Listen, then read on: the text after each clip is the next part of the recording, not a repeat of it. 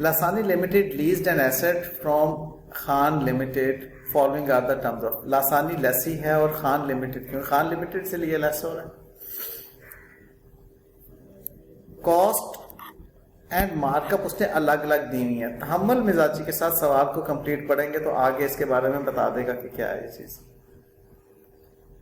Initial direct cost Khan ने पे की है, लेसोर ने पे की है।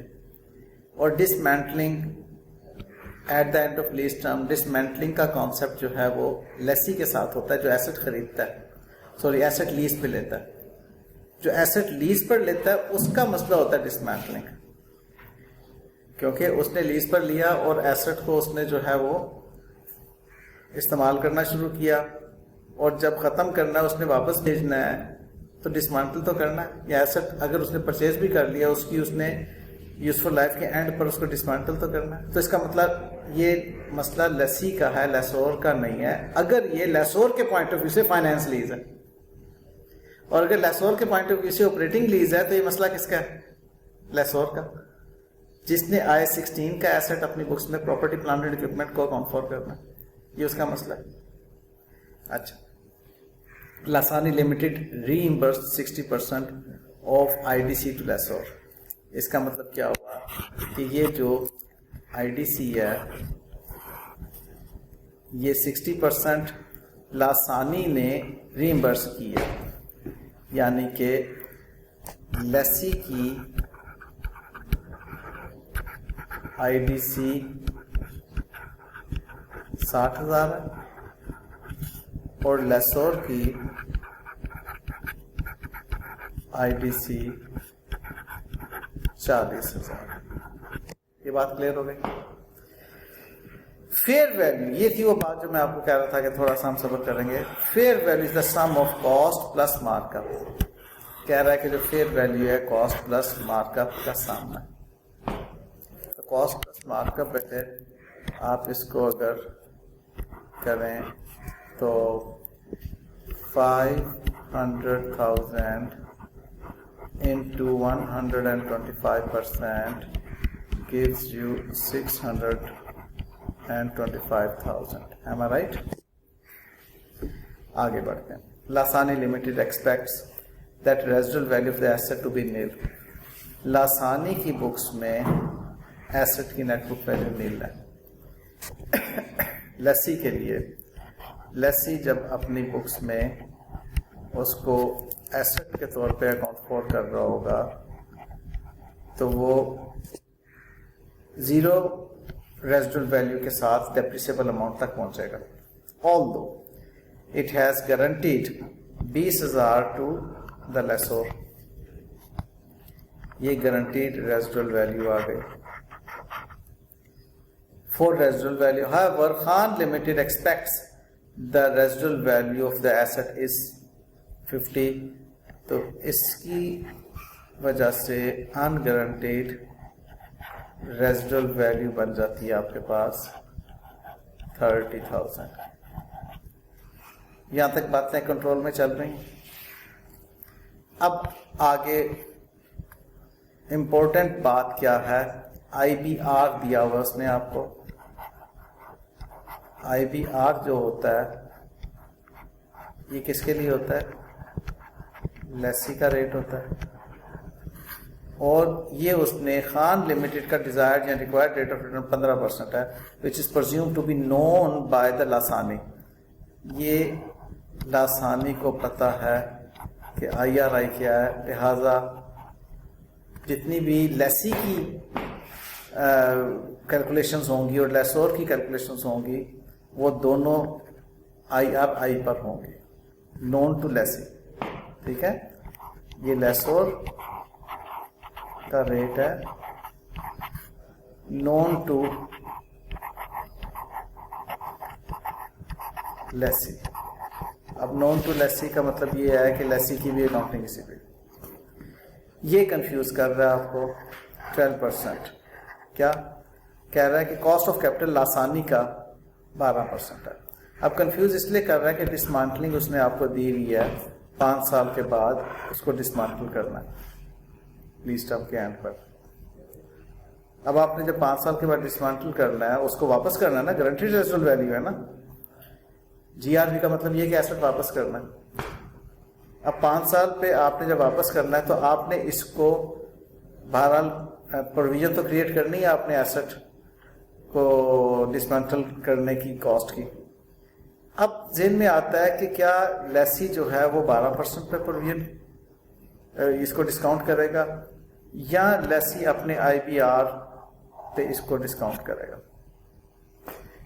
देखें, आपको याद होगा कि जब हम अकाउंटिंग इसकी कर रहे थे, पीछे क्वेश्चन मैंने आपको करवाया था, उसमें भी डिसमेंटलिंग का एक एलिमेंट आया था। उसमें डिसमेंटलिंग हमने उसने जो रेट दिया हुआ था उस पर की थी, याद है? एक क्वेश्चन मैंने आपको सॉल्व करवाया था। अगर कोई रेफरेंस जेन में है तो हम उसको जरा तलाश कर लेते हैं। ये इस क्वेश्चन में मैंने आपके साथ डिस्कस किया था, क्वेश्चन का रेफरेंस एग्जाम्पल 11 कि यहाँ पर उसने क्या कहा था कि ML is also obliged to incur decommissioning cost of 4 million at the end of the lease term. The pre-tax rate that reflects current market assessment for the time value of money and the risks to such obligation. उसने यहाँ पर कह दिया कि उस obligation के लिए rate ये है, इसलिए हम बाउंड हो गए उसको 10% के ऊपर डिस्काउंट करने का। लेकिन जो ये सिचुएशन है इसमें उसने ऐसी कोई बात नहीं की है कि इस ऑब्लिगेशन के लिए 12% है, बल्कि उसने सिर्फ कहा कि cost of capital of Lasani limited 12% है। तो चूंकि हम लीजिंग से मुताल्लिक कैश फ्लोज इसकी डिस्काउंट कर रहे हैं, और ऑल तो ये लेसोर को नहीं उसने देना, लेकिन फिर भी वो अपने आईबीआर पे उसका, देखो कॉस्ट ऑफ कैपिटल उसके बिजनेस का भले 12% है, लेकिन जो मार्केट का रेट है बैंक का वो 10% है, लिहाजा इसकी आप जो डिस्काउंटिंग करेंगे 10% पे करेंगे। और लीज टर्म 5 साल है। अगर सवाल को इसकी सादगी में लें तो यही 3 पॉइंट्स हैं इस सवाल के अंदर। बाकी तो जो 3 पॉइंट्स हैं वो रेट के हवाले से हैं और 1 पॉइंट जो टर्म का। तो सवाल इस तरह से टुकड़ों में आपको आसान नजर आना शुरू हो जाएगा। बात को अब आगे बढ़ाएं। मैंने आपसे कहा कि जी लेसोर के पॉइंट ऑफ व्यू, इसने बहरहाल सिर्फ लेसी के पॉइंट ऑफ व्यू से कहा है कि जी आप बनाएं, लेकिन मैं इसको लेसोर लेसी दोनों के पॉइंट ऑफ व्यू से क्वेश्चन को सॉल्व करना चाह रहा हूँ कि लेसोर और लेसी दोनों के पॉइंट ऑफ व्यू से क्या है। अब लेसोर के पॉइंट ऑफ व्यू से आप क्या देख रहे हैं जी, यहां पर उसने कहा कि फेयर वैल्यू उसकी 6,25,000, हमने फेयर वैल्यू ले ली 6,25,000, एग्रीड। इनिशियल डायरेक्ट कॉस्ट लेसोर की जो है 40,000 है, तो GIL हमारा कितना हुआ 6,65,000, सॉरी उसकी fair value NIL, fair value जिसको कि हम NIL कहते हैं, ये 6,65,000 हुआ, जो कि लेसी ने लेसोर को पे करनी है इंस्टॉलमेंट्स, सॉरी जो कॉस्ट है लेसोर को जो इनकर हुई है उसके ऊपर, ये उसकी बात हो रही है। इसको फिलहाल उसके बाद क्या जी आपकी एक वर्किंग सामने आएगी, वही जो मैंने आपके साथ एक इक्वेशन बनाई थी, क्या कि जो GIL है, GIL में क्या कुछ शामिल है, आपकी लीज पेमेंट्स और गारंटीड रेजिडुअल वैल्यू, इंस्टॉलमेंट्स और guaranteed residual value, installments and guaranteed residual value and unguaranteed residual value, ये 3 चीजें शामिल है। और NIL में क्या शामिल है, इसकी प्रेजेंट वैल्यू,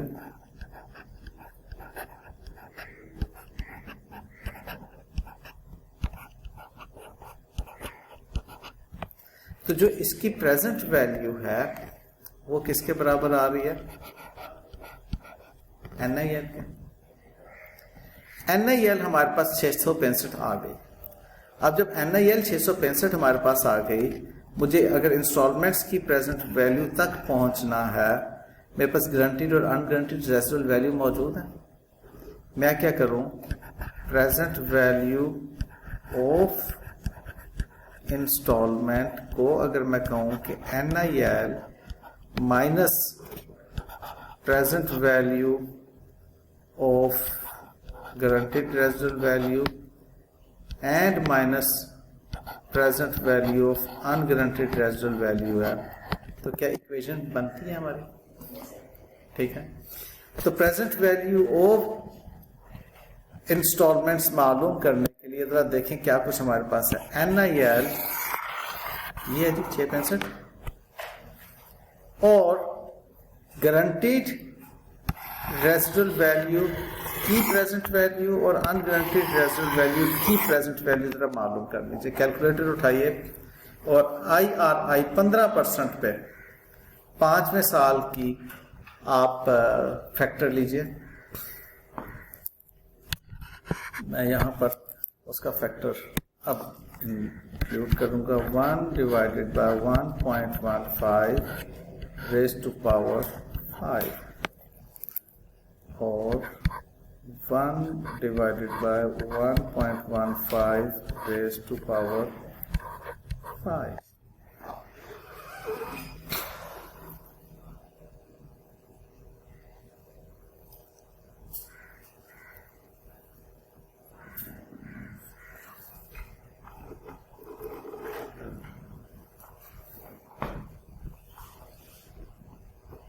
जी बनती है जी फिगर, की बनती है फिगर?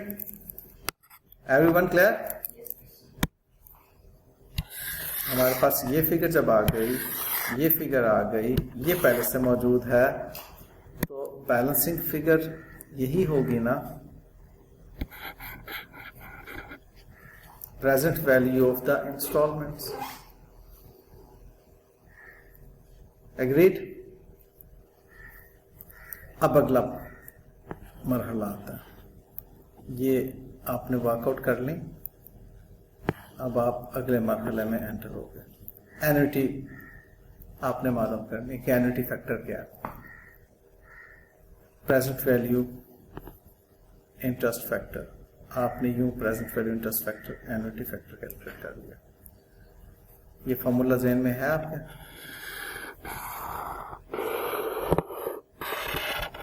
आप 5वें साल का आपने अभी एन्युटी अभी आपने फैक्टर कैलकुलेट किया था डिस्काउंट, उसको 1 में से माइनस करें, 0.15 से करें 3.352, आपके पास PVIFA आता है।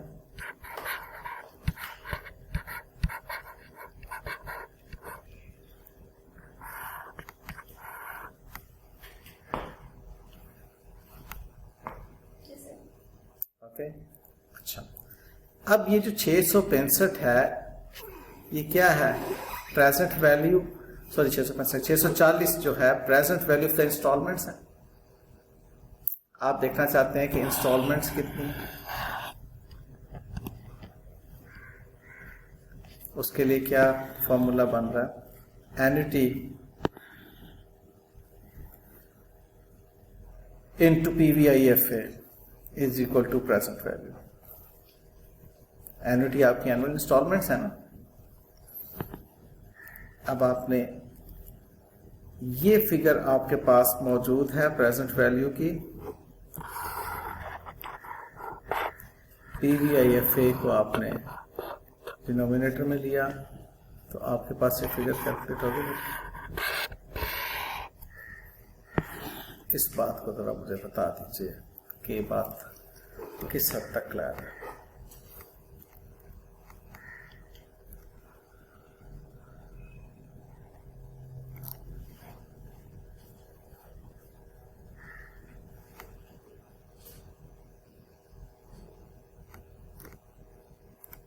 जी, इस बॉक्स को, इस सवाल में मैथमेटिक्स काफी इन्वॉल्व है, लेकिन बहरहाल वो जो मैंने आपको पहले बॉक्स से बता दिया था उसी के अंदर आपने रहना।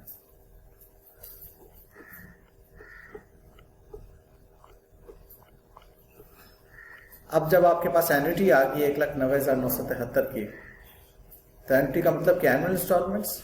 एन्युटी 1 साल की किस्त को ही कहते हैं ना, टाइम्स 5 ईयर्स, आपके पास टोटल इंस्टॉलमेंट्स की अमाउंट आ गई 9,54,840। एग्रीड? 864, ये आपके पास 9,54,864 आ गया, और GIL आपके पास ये फिगर बन गया, क्योंकि इसमें अब आपने इंस्टॉलमेंट्स के अंदर GRV और UGRV आपने ऐड करना। GRV ऐड करके आप आ जाते हैं लीज पेमेंट्स पे, UGRV आप उसमें ऐड करते हैं, तो टोटल आपकी ग्रॉस इन्वेस्टमेंट इन लीज बन जाती है। क्लियर?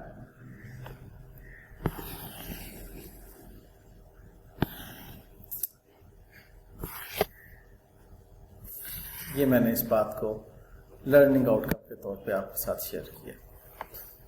जो मैंने नीचे वर्कआउट की हुई है वही बात मैंने यहाँ पर शेयर की है। इसको भी जरा आप अपने मेमोरेंडम का हिस्सा बना लें।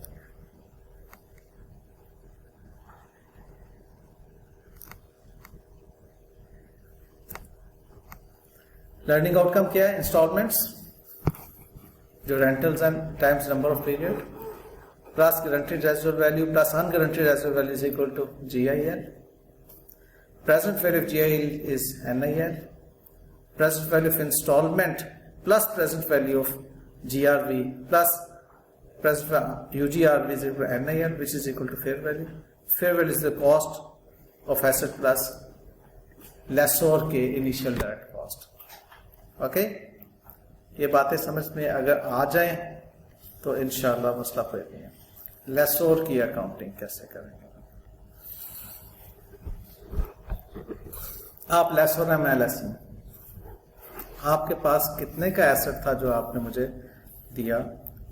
ये लेसोर ने खान लिमिटेड में 6,25,000 का एसेट और 40,000 की इनिशियल डायरेक्ट कॉस्ट थी उसकी, जो मुझे दिया। अब उसने आपने इतने पैसे मुझसे लेने हैं ना, तो आपकी बुक्स में लेसी रिसीवेबल NIL से आता है, ये याद रखिएगा। नेट इन्वेस्टमेंट इन लीज से डेबिट होता है।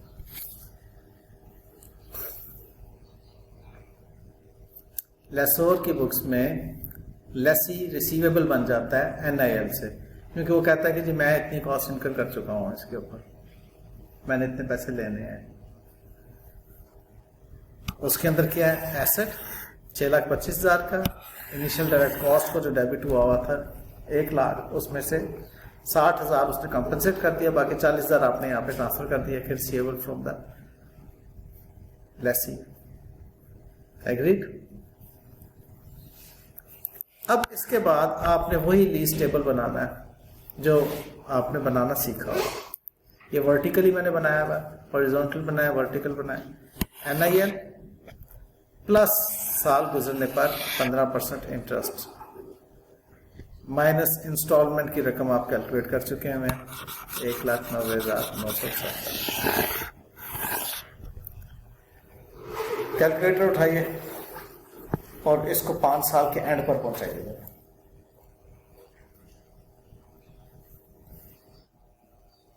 ठीक है, एंड पर 50,000 जो बचा, ये क्या है? Guaranteed and unguaranteed residual value का सम। फॉलोड? इस पे लॉजिक क्लियर है? 6,65,000 आपके पास प्रेजेंट वैल्यू थी, जिसके अंदर 3 प्रेजेंट वैल्यूज मौजूद हैं। इस 6,65,000 में 3 की प्रेजेंट वैल्यू मौजूद है, इंस्टॉलमेंट्स की,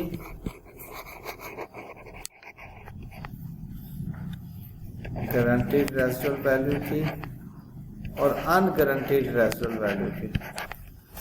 अब आप इन सब को इन्फ्लेट कर रहे हैं ना, 15% तो आपने टोटल पे लगाया, फिर 15% टोटल पे लगाया, ऐड किया, लेकिन लेस क्या किया? लेस तो आपने सिर्फ और सिर्फ जो इंस्टॉलमेंट की अमाउंट थी उसको आपने लेस किया ना। इंस्टॉलमेंट की अमाउंट थी, एन्युटी जो बन रही थी, उसको आप लेस कर रहे हैं। ऐड आप जो कर रहे हैं वो टोटल इंस्टॉलमेंट जीआरबी और यूजीआरबी की जो प्रेजेंट वैल्यूज में इन्फ्लेशन फैक्टर ऐड कर रहे हैं। तो जब वो इन्फ्लेशन फैक्टर ऐड होता चला जाएगा और पेमेंट्स आपकी इंस्टॉलमेंट्स की लेस माइनस होती चली जाएंगी, तो बाकी जो बचेगा वो आपका रेजिडुअल वैल्यू होगी। अब वो रेजिडुअल वैल्यू इसमें दोनों है, इसके अंदर गारंटीड रेजिडुअल वैल्यू भी है और अनगारंटीड रेजिडुअल वैल्यू।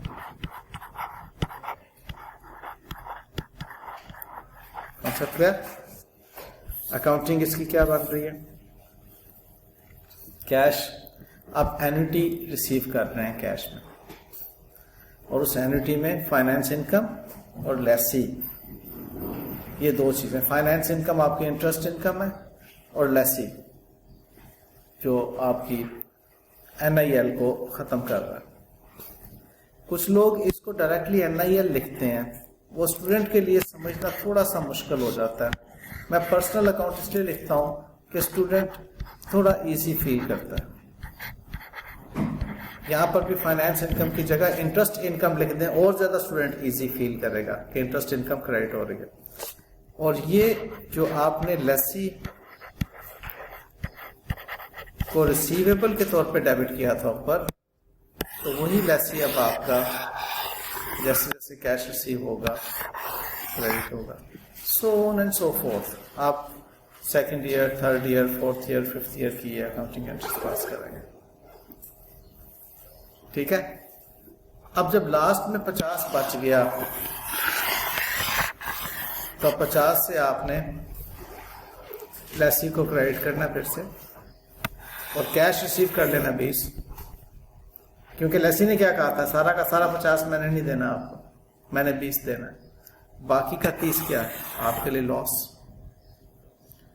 उस लॉस को अगर इंश्योरेंस ने कहा हुआ कि हम कॉम्पनसेट करेंगे, तो वो लॉस कॉम्पनसेट हो जाएगा इंश्योरेंस से, और बाकी लॉस में चला जाएगा। मैंने ऐसी एक assumption बनाई है एंड पर। समझ आ गई तो ठीक, नहीं समझ आई तो सवाल कीजिए।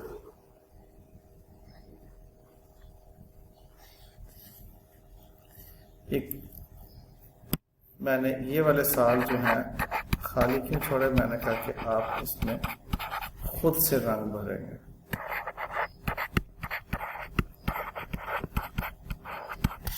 यहां पर वही वाली इंटरेस्ट की एंट्री आएगी, इंटरेस्ट इनकम की, फिर ये वाली। और ये जरूरी नहीं कि इंश्योरेंस क्लेम हो ना हो, ये तो मैंने जस्ट आपको एक समझाने के लिए बात की। अब आ जाए बुक्स ऑफ लेसी की तरफ।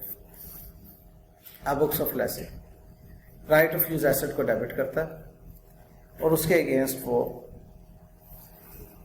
IDC का कैश दे चुका है, और प्रोविजन फॉर डिसमेंटलिंग, और बाकी लीज लायबिलिटी में।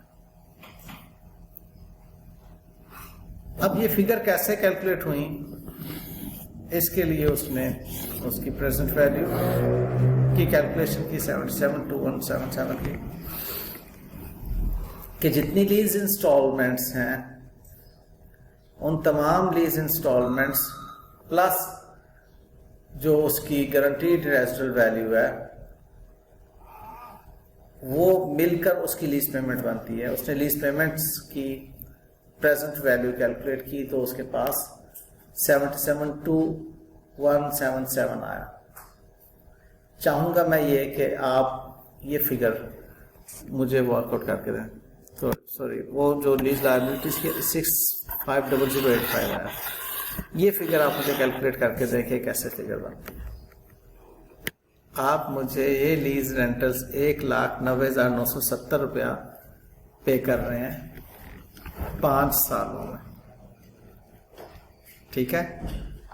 अब आपके पास प्रेजेंट वैल्यू कैलकुलेट करनी है year 1, year 2, year 3, year 4 and year 5 की। एन्युटी कितनी है? 1,90,970 आप मुझे पे कर रहे हैं।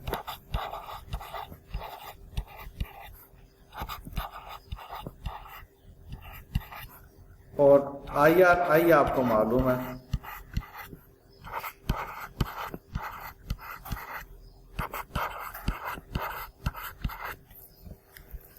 ठीक है। ये फ्यूचर में फ्यूचर कैश फ्लोज है ना, उसकी आपने प्रेजेंट वैल्यू मालूम करनी है। और फ्यूचर में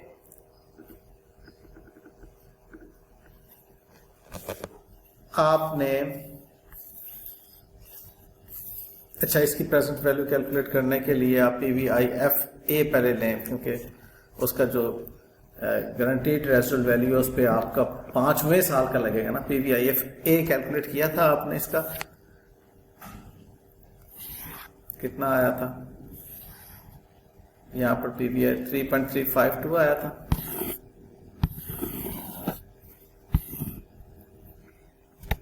करेक्ट लिया ना?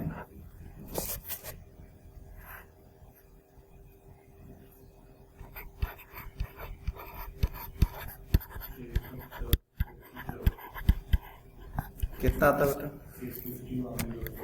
650,104। और आपने बीइंग लेसी जी, आपने 20,000 को भी कर लिया? नहीं, आप वो ना कर रहे हैं, आप ये जरा करें। आप इसके 190,970 का आप बताएं प्लीज। 640,161 और 20,000 का आप 5वें साल का फैक्टर लगाएंगे इसके ऊपर। 5वें साल का फैक्टर आपने कहीं यहाँ पे कैलकुलेट किया था कि नहीं किया था?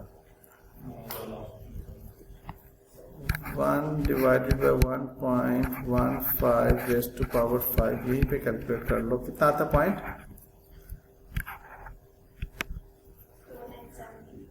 4972। तो 0.4972 5वें साल का फैक्टर।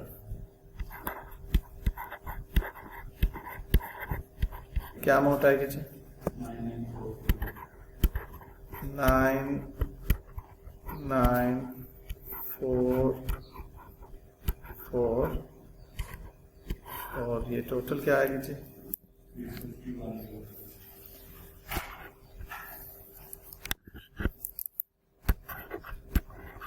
650,105।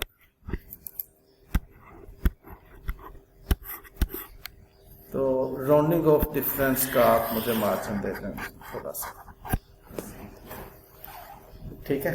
650,085 मैंने कैलकुलेट किया हुआ पहले, आपकी 105 आई तो 20 रुपीज का राउंडिंग ऑफ डिफरेंस आ रहा है, ठीक बात।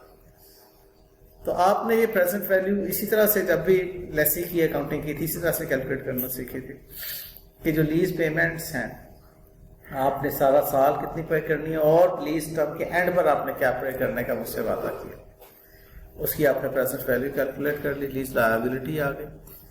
और आप इसके अलावा इनिशियल डायरेक्ट कॉस्ट पे कर रहे हैं।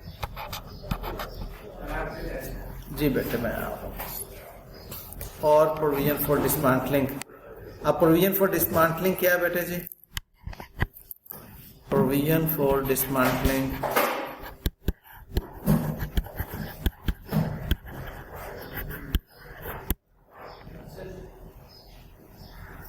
प्रोविजन फॉर डिसमेंटलिंग आपकी 1 लाख रुपया थी जी।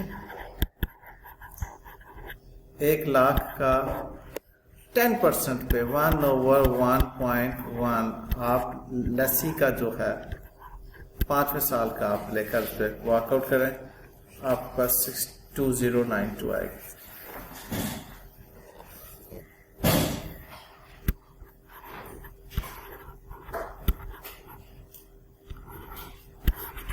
ऐसा ही है बेटा। अब सो ऑन एंड सो फोर्थ,